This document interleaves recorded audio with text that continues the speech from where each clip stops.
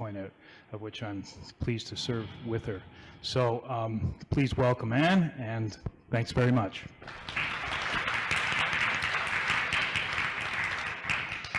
Thanks, everybody, and good afternoon. I'm really pleased to be here telling you about what I found about this fascinating house over the last few years.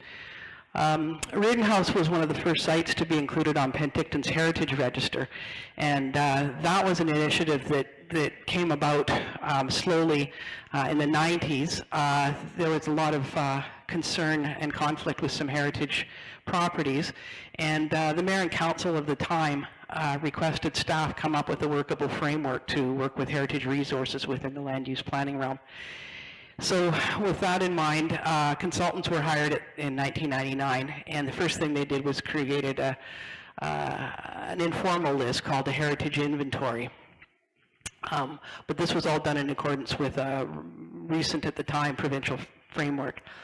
So 2002, the OCP at the time provided substantial support for heritage, and the end result of it were two major initiatives. One was a heritage strategy, and in the 4 years after that, there was a project to create the Penticton Heritage Register. So it was considered the 55 most important sites in Penticton for heritage, and those were passed by council resolution.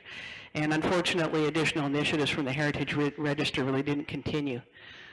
But then, before even the heritage strategy was in place, Donna and John Riordan had purchased Riordan House, and they wanted to do some heritage work on it. And they started with the idea of doing a heritage facade restoration project for what was at the time they were operating as a bed and breakfast. The tangible outcome of that was a conservation plan for its exterior, and it was written by a heritage architect.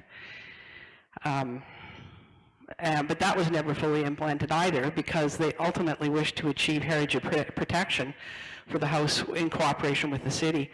But still, no clear process has really been developed at the city for property owners to have heritage protection for their homes. But then, so there was on the Heritage Register, and the Heritage Register doesn't give protection to sites. But, and they, at the time, even though they got that far, for family reasons, they weren't able to really continue trying to work with the city on it. But in 2012, John Ortiz passed away, and Donna reached out to the heritage community for assistance to see if we could get it protected. And sadly, she passed away in July of 2020. However, her family still wanted to honor the wishes of their parents, John and Donna Ortiz, in seeking heritage protection. And I would also like to note and introduce members of her family. We have her daughter, Jonna, and her granddaughter, Annalie, here today.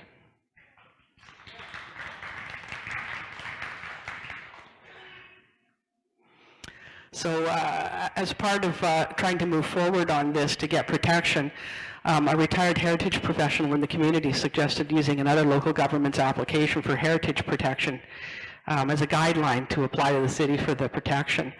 And what was emphasized was that we didn't know who the builder and the architect were, but that was going to be a key component to understanding its historical context. So the architecture, well, that was a real bit of a wild goose chase. Normally, when I'm researching something in the archives, we look at building permits or for a major home or other project. They're noted in the newspaper. There was nothing. There was absolutely nothing that I could find. And then the archives closed because of lockdown. So I really had to dig a little deeper and spread my wings a little. And I phoned a fellow called Don Luxton, who wrote a book called Building the West, and he inventoried most of the important architects in Western Canada, and he I'm pretty sure he has a database. So I got in touch with him, and I've had an association with him before, and said, Don, do either of these guys who were architects active at this time period in Penticton, do you have any record of them having designed this house? And he said, no. And I said, well, Randy Manuel suggested it might be from a plan book. What do you think? And he goes, yes. And he goes, I know just the guy. And he shipped my inquiry off to a colleague of his, Jim Wolf. And it took Jim a day and a half to figure out that it was from a plan book and which plan book it was from. So this is a picture from a 1908 plan book in Los Angeles, written by an architect called Henry Wilson. And he put these plan books out of places he'd already built, and he made money by selling the plan again. And everybody else saved money by not having to start with an architect to do their drawings. But so here it is, the original. And it, you know, you can tell that one's not Riordan House because there's little palm trees in front of it. So here we are with Riordan House in 1921. And when I showed this to Jonna and Donna Ortiz, you'd think they'd seen a ghost.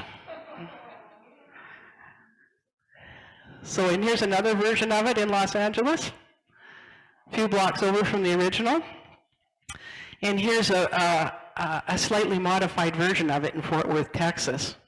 They've taken the front door and basically flipped the house to do a mirror image. And over the portico chair, they've got a little room above it, but it's the same plan. And all the details on the front are there. And it's quite remarkable, the minute details that are carried through. So this is the cover of Henry Wilson's bungalow book. And bungalow was the term that they used to describe craftsman houses that were an offshoot of the arts and crafts movement. And that in itself is a whole other story. I could probably do a whole other brown bag on the arts and crafts movement, and people do master's and PhD theses on it. But it basically was it started in England in the late 1800s as a response to the Victorian.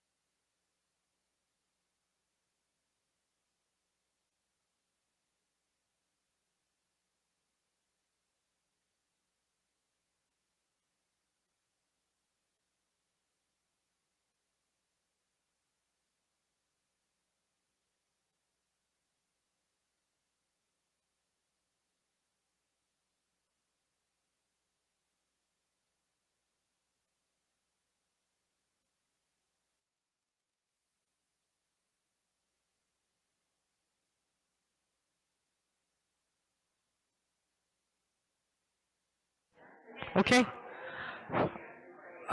Okay, we're back in business here. So, I was just getting into the arts and crafts movement, and which started in England in response to the Victorian realities. And in modern lingo, the arts and crafts movement was sort of a shift towards being earthy. I think it maybe have been the original hippie movement. But it was sort of an integrated art, design, and lifestyle philosophy. It wasn't just about architecture. But in one of its architectural applications, well, it wanted to provide beautiful, well-designed homes to all socioeconomic groups and emphasized artisan craftsmanship over mass production. the movement arrived in North America, and they had, trade shows, and they had little societies of arts and crafts people where they gave lectures, and in the U.S. And it was really important at the time because North America's cities were just rapidly developing just after they'd installed all the railroads and opening up all kinds of areas in the country. And these craftsman houses proliferated and became fundamentally linked to the rise of suburbs, and in concert with that, the use of personally owned automobiles. So there's a few key nodes of craftsman architecture in the U.S., but where Riordan House lands is in California, and it stems from the Pasadena, Los Angeles area where the California craftsman style was developed. And in particular, there were a couple of architects, Henry and I think Charles Green in Pasadena, who were its real promoters. And then the architecture itself also got promoted through the use of print media. There was articles in House Beautiful targeting the wives of the world, and there was trade magazines, et cetera, et cetera. So, so pretty soon they ended up with a related industry of pre-cut craftsman-style home kits that were shipping houses across the continent. And despite the fact that they were mass-produced, they still were quite well built. So there's entire neighborhoods of these craftsman houses in the Los Angeles, Pasadena area, and many of them are part of heritage conservation areas that have been identified in the cities there. And significantly, documenting these has really helped us in finding out more about Riordan House.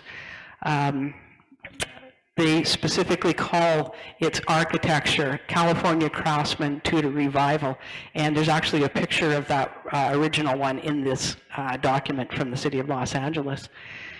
And then here's a current picture of it. It was listed for sale in 2018 for $1 million US. So Henry Wilson's plan book also had outlines of floor plans. Now, people didn't build from this.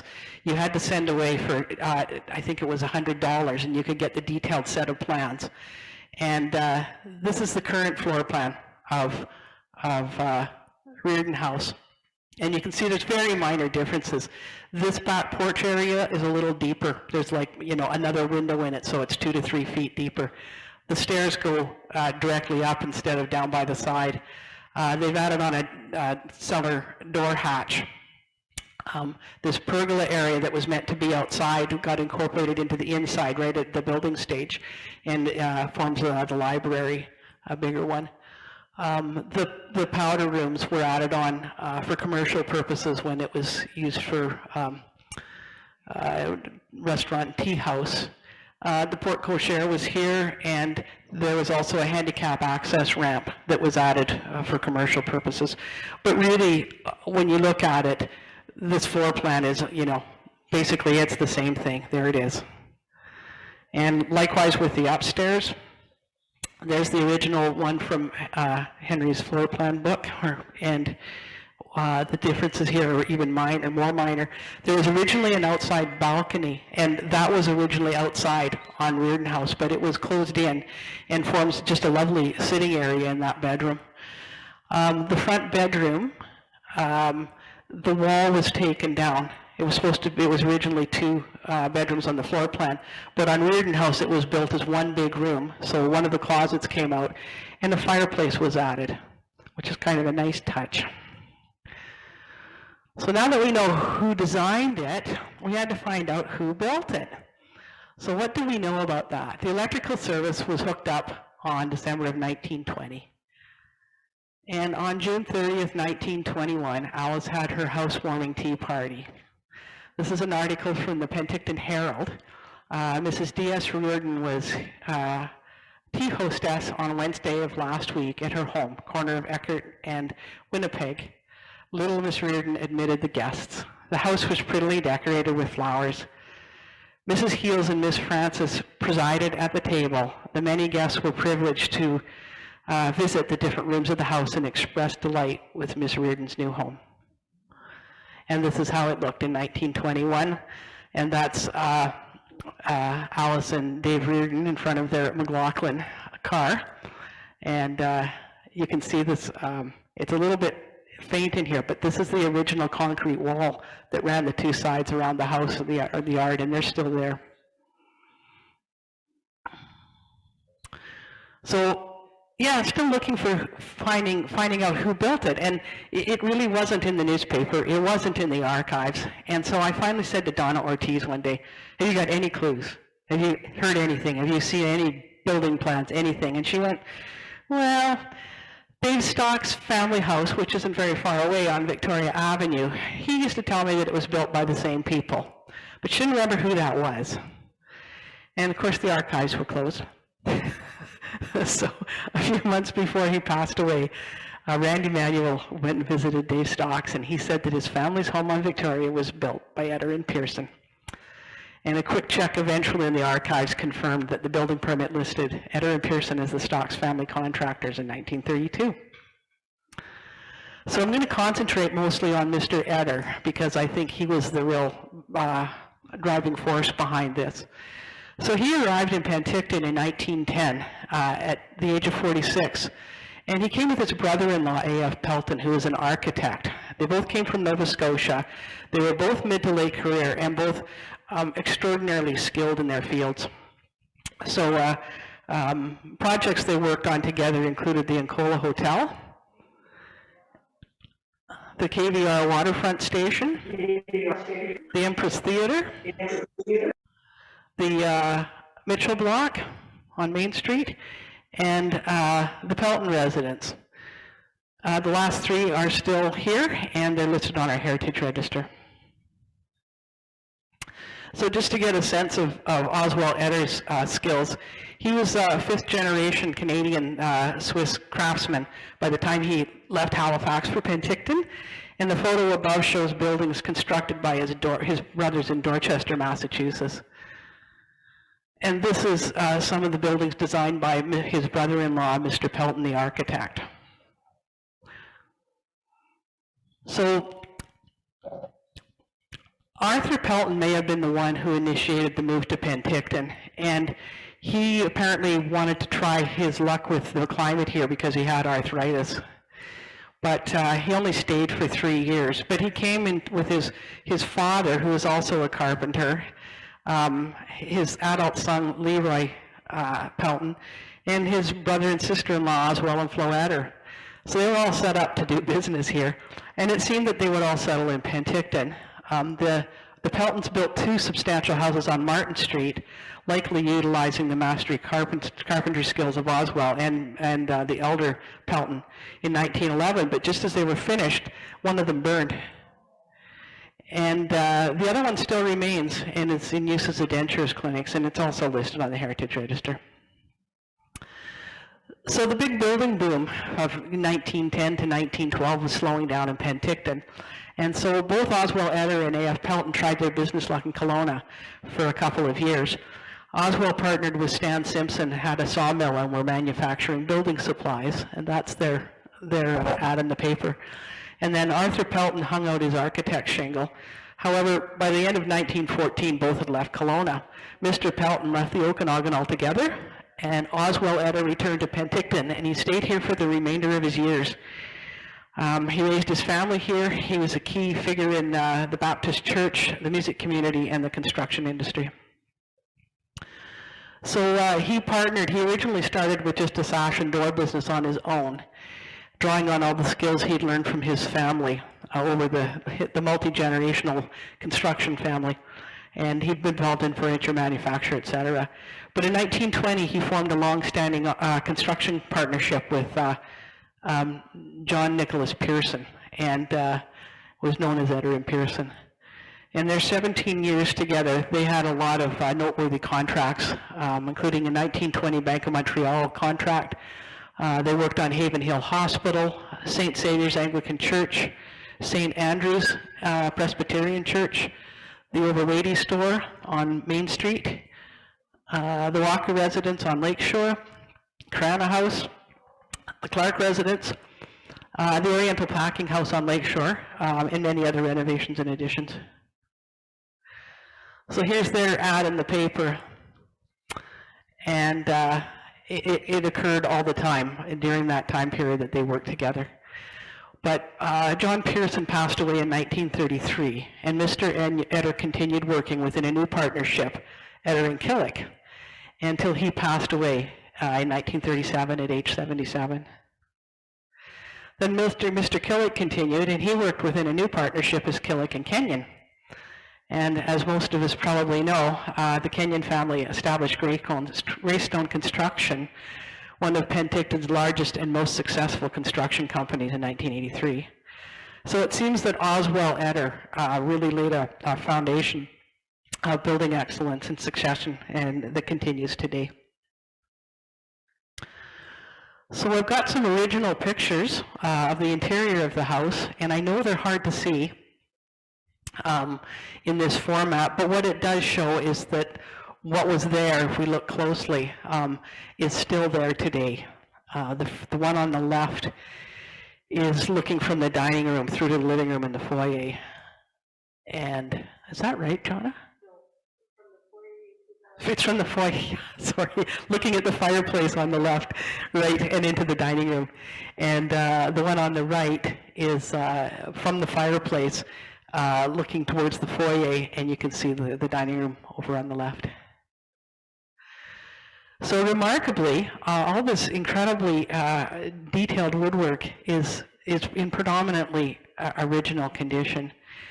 His woodwork really forms the centerpiece of Riordan House, and of course it's not something you can see and appreciate from the exterior of the house. It's difficult to describe in words, but the following slides show some of the details in the woodwork, and if time permits, we've got a short video we can show after the presentation. So here's some of the wainscoting topped by a plate rail in the dining room. Here's the original built-in buffet.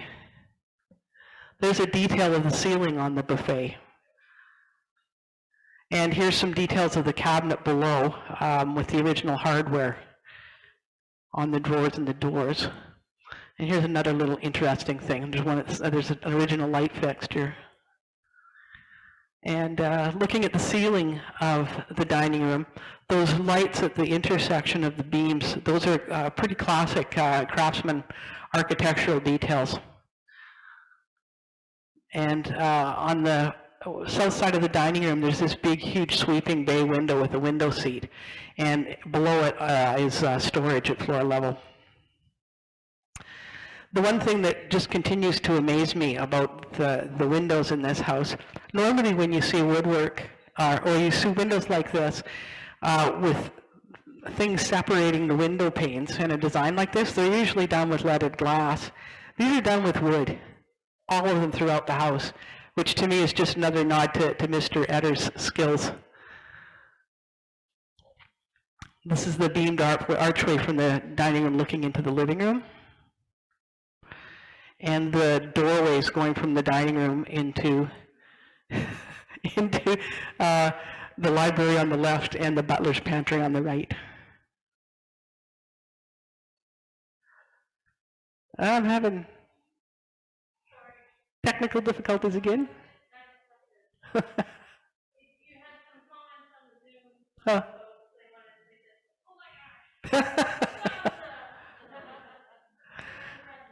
Yeah.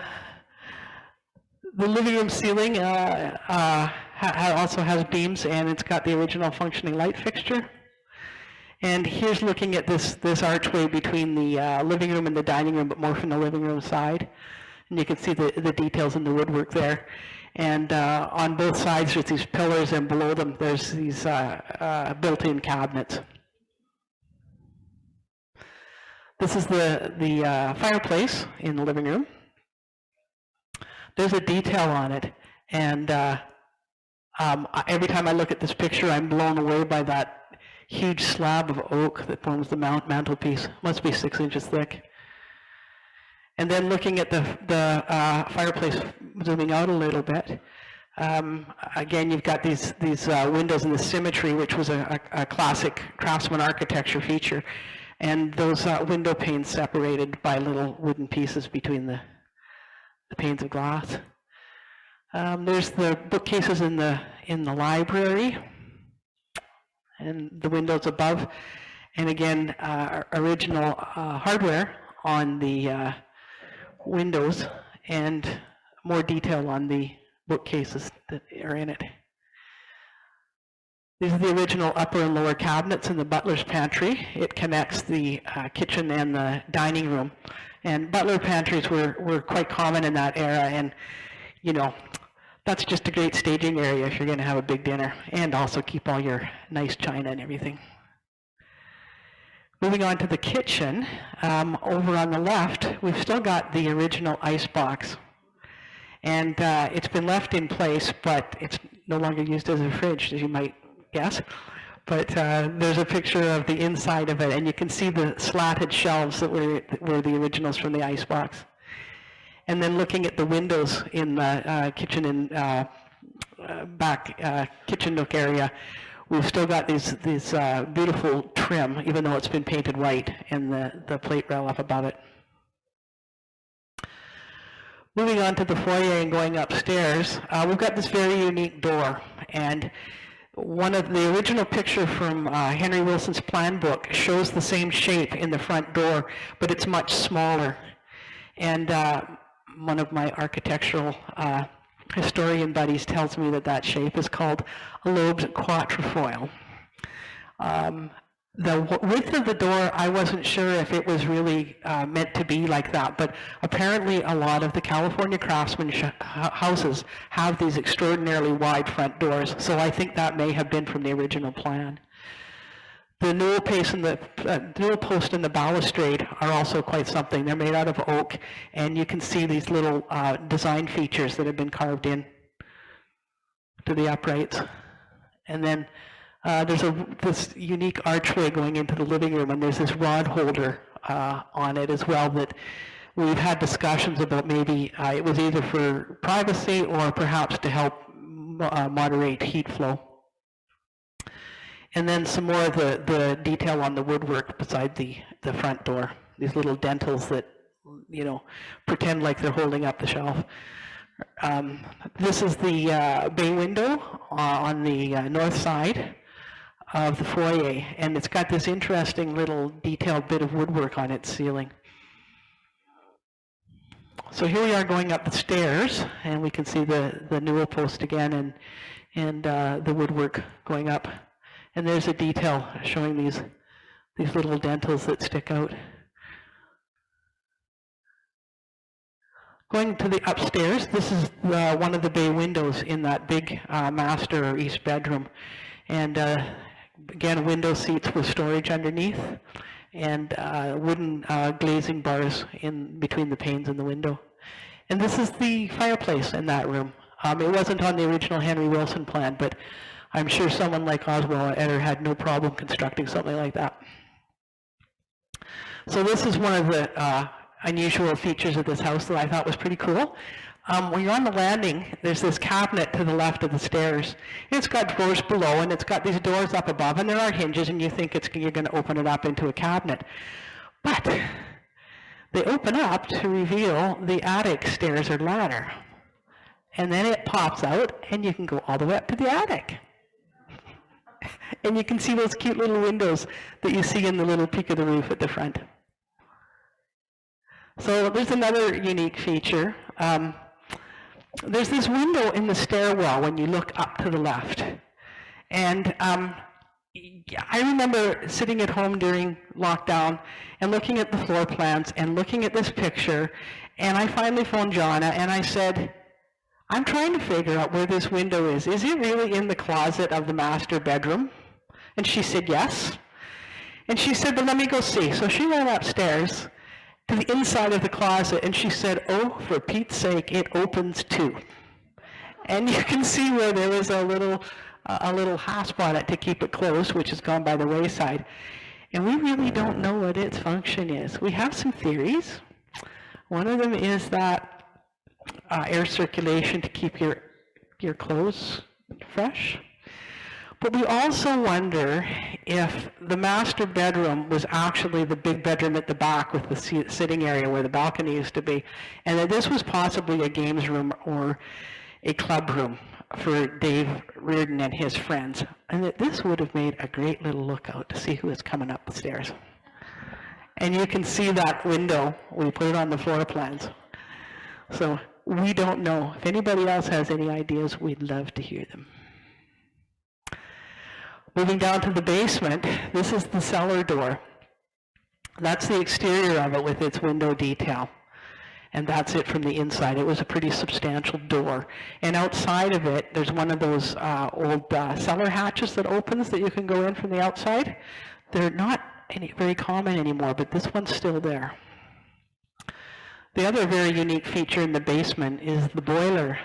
This is the original boiler that still heats the house. And those plates on it all have writing. One of them says hot water heater, then it says Taylor Forbes Company Limited, Guelph, Ontario, and then it says number, and I couldn't make out what the number was. And then it says 1920.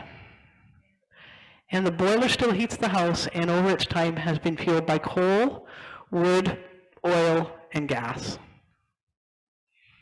So again, looking at the outside in a little more detail, we see this horizontal siding on the first story, and then wooden shingle cladding on the second story. The protruding gables at the front have this embedded pebble stucco on them, which was to the original plan. The original garage is shown at rear, and as I pointed out previously, the concrete wall is there. And then here's a close-up of the front.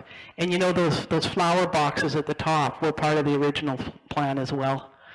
And we also see those unique little things on top of the pillars that I think are referred to as lookouts. And then, of course, the rafter tails that stick out from the eaves of the house, which is a very classic craftsman thing. So this is what the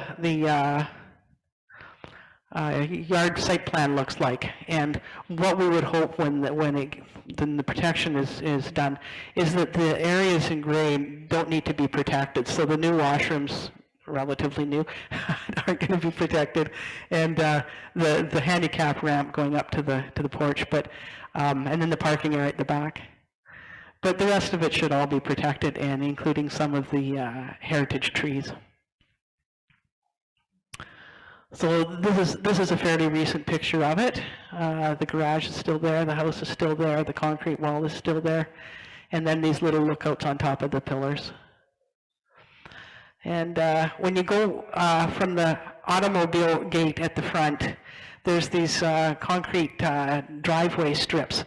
And so they would have driven in on these, they would have stopped at the porte cochere, maybe gotten out so that they weren't in the rain or the heat or whatever, and then continued onto the garage if they wanted.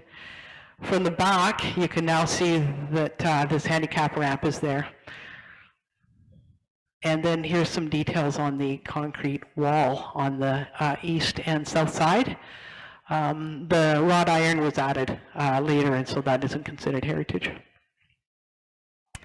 So now I'm going to talk about the owners of Riordan House. As we know, Dave and Alice Riordan were the original owners, and they bought the property in 1920, built the house, and it stayed in Alice's name until 1955, roughly. Then Dr. William Wickett and his wife Pat and their family lived in it. That's what it looked like when they had it. And then for about a decade, it was used as a tea house, a restaurant, and it had 3 or 4 owners. And at one point, it was called Riordan's Tea House, and I think another name for it was Tiffin's or Tiffany Tea House? Tiffin's? Tiffin. And then in 1991, John and Donna bought it, Ortiz bought it, and it's now owned by their daughter and son, John and Sean. So I love this picture.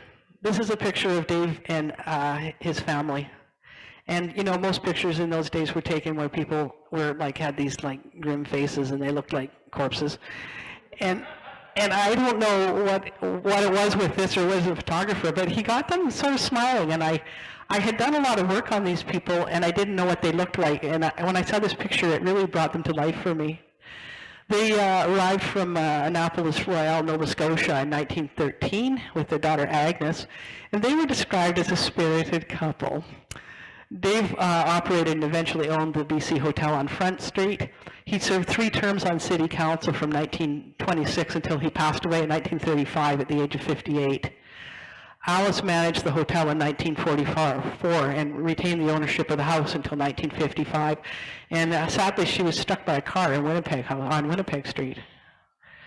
So Dave was a very contradictory and controversial personality. He was known as an astute businessman. I've even heard one account that said that he didn't drink at all. He was involved in church, generous to charity, and sometimes informally. He was known to have helped a lot of people out during the Depression, and that wasn't really sort of known publicly. But he was always a gentleman, and yet here he was alleged to be Penticton's most notorious bootlegger. He also imported a boxcar full of wood from the East Coast to build the house that included oak, maple, which is all the floors are wood maple floors, and possibly East Coast fir. So because of that, I had to delve into the Prohibition issue and find out a little bit more about that. So for roughly 16 years, from 1917 to 1933, alcohol was illegal on either one side of the border or the other from BC, which led to some business opportunities. And, some of them were gangsters, but some of them were just businessmen. So despite Prohibition, the consumption of alcohol continued, and they couldn't really do away with it. And Dave Riordan was well positioned to have capitalized on those opportunities, if he did indeed take them. So Prohibition in BC lasted from 1917 to 1921. And the law was kind of convoluted. It banned the sale and purchase of liquor. But you could make it, you could import it, you could own it, you could use it for religious purposes, you could use it for medicinal purposes, or industrial purposes. So it kind of became a cat and mouse game, and BC just rescinded it because they couldn't really enforce it. Then, just before it was rescinded in BC, it went into effect in the United States until 1933. So, alcohol could flow from one side to the other when it was legal on one side, not the other. But here's an excerpt from a book called Streets Full of Memories. And it said, in the early days, the days were of Prohibition, almost. These men knew Prohibition was coming, so they went out and bought liquor. 4 men had at least had it cached at their places. The police found out they were selling it and said they were going to raid the houses. So the liquor was hidden in a certain church building. In the early days, they didn't bring the whiskey here in bottles. It came in barrels. One time somebody shipped 4 barrels of rye whiskey to Mr. D.S. Riordan at the BC Hotel. The barrels were sitting on the wharf, and somebody drilled through the bottom of the wharf into one of the barrels and drained it. So here's another oral account. Dave Riordan was very involved. He owned the BC Hotel. It was during Prohibition. I can remember the cases of White Horse whiskey stacked up against the wall in the house. All kinds of booze. Nobody seemed to be drinking it, but there was a lot of booze around. Beer came in barrels, one of which was out in the garage, and the boys always took a bottle with them when they went to work. Booze was also stored in the root house behind the Catholic Church. So in 1920, Dave Riordan was charged for illegally selling alcohol, but he never paid the fine. And what had happened, he or somebody had set up these little shell clubs or societies who actually owned the liquor, and he was just serving them their own alcohol. So it was a little, again, the cat and mouse game. And then Dave got involved in building a hotel in notorious, maybe 2 along the border. And I never researched these, so I don't know if it was one or both, but one of them burned down in 1923. But I will say that I think by the time Dave had done his time in Penticton and been on city council and done a lot of things in the community, that the community, when he passed away, I think they'd forgiven him for his transgressions. He had the biggest funeral that anybody had ever seen in Penticton. The Catholic Church was full and standing room only. Ministers from 2 of the other churches came, and it took a bus to get all the flowers out to the gravesite. So it was quite a procession. So hopefully they forgave him for what he had done. So then the next donors were the Wickett family, and Dr. Wickett had his medical career with the R.B. White Medical Clinic from 1951 to 1982. And this was before BC Healthcare, so he often had patients show up at the house, and they would wait on the front porch and see if he would tend to them after hours. And from what I've heard, he did. And then he was often paid in kind, usually with farm products, which could be eggs, hinds of beef or lamb or poultry, fruit and vegetables. And with him living there, it also showed sort of the upscale precinct that this was in. There was 4 doctors residing within 3 blocks along Eckerd Avenue, including this one. And that's a picture of the house in 1980, taken by the Wickett family. So then there was this decade where it was used as a tea house and restaurant. And for part of that time, there was also an art gallery upstairs. But to facilitate the commercial venture, the screened-in front porch was used for extra seating, and they needed extra washrooms, so they were added onto the porch's north end.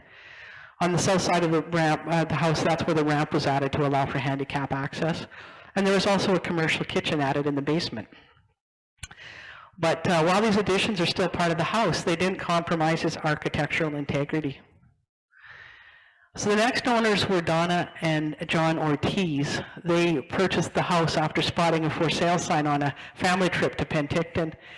And they bought it and spent a couple of months fixing the woodwork and making sure it was all properly restored, for which they received an Okanagan Historical Society award for historic preservation. And they operated the house as a bed and breakfast until 2006. And it had a reputation for old world elegance. They were also responsible for dazzling Christmas light displays, which is what I remember about it when I first moved to Penticton. John passed away in 2012 and Donna in the summer of 2020. They were both key members of the Okanagan Historical Society, and Donna was well known as an antique collector. But there's one other occupant that Donna told me about, and apparently there was a benevolent female apparition that was seen from time to time. And Donna was told one time that it looked very similar to the picture of Agnes Riordan, according to one of the bed and breakfast guests. And I can't verify that. So ultimately, when we look at old houses, there's always things that we can learn from them. And here are some of the things that we can learn from it. So it's also remarkable because it's in such excellent condition, and that tells us what a treasure it is. But its architecture is reflective of the rapid development of North American cities, particularly the Western U.S., during the early decades of the 20th century. And that it's got this auto gate and porte-cochere driveway strips and original garage also shows that at the same time these suburbs were developing, that we also had personal ownership of automobiles happening. And it's also a remaining example of Penticton's original upscale suburbia, a well-heeled neighborhood, and it was far away from the bustle of the industrial waterfront in downtown. And it was surrounded by their larger homes at the time, more so than it is now. And it speaks to the individuals who own their house and their relationship within the community and the affluence of its early owners.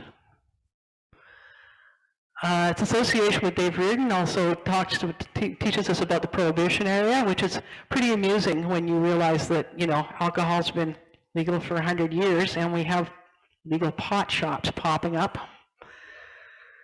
It also teaches us about the skilled tradespeople who built it and the building materials that came. And those are all the influence of the KVR, I think, both in terms of the skilled tradespeople that came in around 1910 in the development of Penticton, and also that we could get the kind of building materials that Dave Riordan brought in. So we also have the association with the builders and their long-term and enduring influence on Penticton's construction industry. And for almost half its existence, it was connected to Penticton's hospitality industry through the BC Hotel on Front Street, its use as a tea house and a restaurant during the 80s, and a bed and breakfast from 1991 to 2006. One other thing that was kind of one of those things that I didn't quite go down this rabbit hole completely, but there was all these Nova Scotians that showed up here. And the Shatford brothers, who were real movers and shakers in the interior of BC and its development, were from Halifax, and they created the South Okanagan Land Company, bought the Ellis family holdings, and in conjunction with the CPR, it developed Penticton. So they were apparently very helpful to other Nova Scotians who were arriving. So we had Oswald Eder and Mr. Pelton. We had Dave Riordan arriving from Nova Scotia.